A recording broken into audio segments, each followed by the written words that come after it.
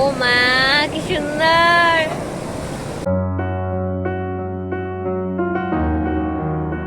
Guys, welcome to my new blog. তো আমরা ready হয়ে বেরিয়ে পড়েছিলাম ঘুরতে যাওয়ার জন্য। আমরা বাস ঠিক করেছিলাম সেই দিনের জন্য, যে বাসে করে ঘুরবো বলে। তো আমরা বিচের সামনে পৌঁছে গেছিলাম যে বাস আসবে বলে, কিন্তু ওখানে অনেকটা টাইম দাঁড়িয়ে থাকার পর আমরা বুঝতে পারলাম যে ওখানে বাস আসবে না, বাস আসার জায়গা অন্য একটা লোকেশনে। তো ওখান থেকে আমরা টোটো করে চলে গেলাম।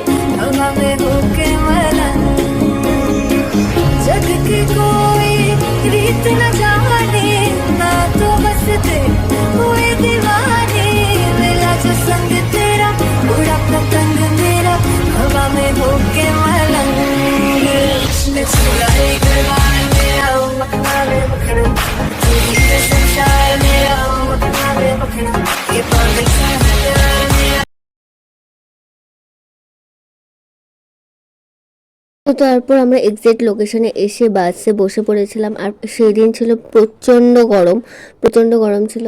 তো আমরা দুই বোন একসাথে বসেছিলাম আর বাকিরা ছিল সবাই পেছনে।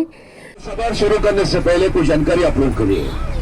ये 11 से 12 घंटे का टूर है। ये लंबा टूर है। जो गाड़ी का पैसा आप लेकर आए हो, ये गाड़ी का अप एंड डाउन 250 किलोमीटर घुमाएगा। जग की कोई रीत न जाने, ना तो बस दे हुए दीवाने।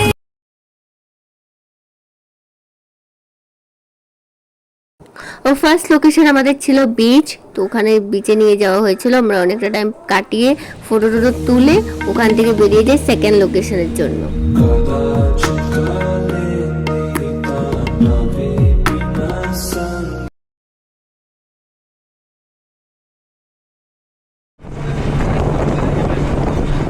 তো নেক্সট লোকেশন আমাদের ছিল সূর্য মন্দির।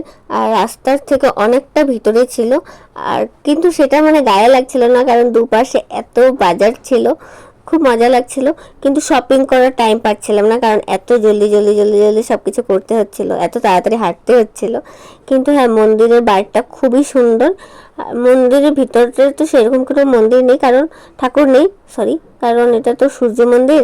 তাই তো উনি সব আমাদেরকে বলে দিচ্ছিল কোথায় কি আছে। साइकिल मापीगा कोया के अंदर कैसे टाइमर जो टाइम बताएंगे, सूर्य घड़ी, सन वॉच। সূর্য মন্দির ঘোরার পর আমরা ডিরেক্ট চলে গেছিলাম খাবার খেতে, পেট পুজো করতে, কারণ প্রচণ্ড খিদে পেয়ে গেছিলো। তো আমরা চলে এসেছিলাম হোটেলে। তো খাবারটাও আমাদেরকে নাকে মুখে খেতে হচ্ছিলো, কারণ খুব জলদি বাসওয়ালা বলছিল চলে যাবে বলে।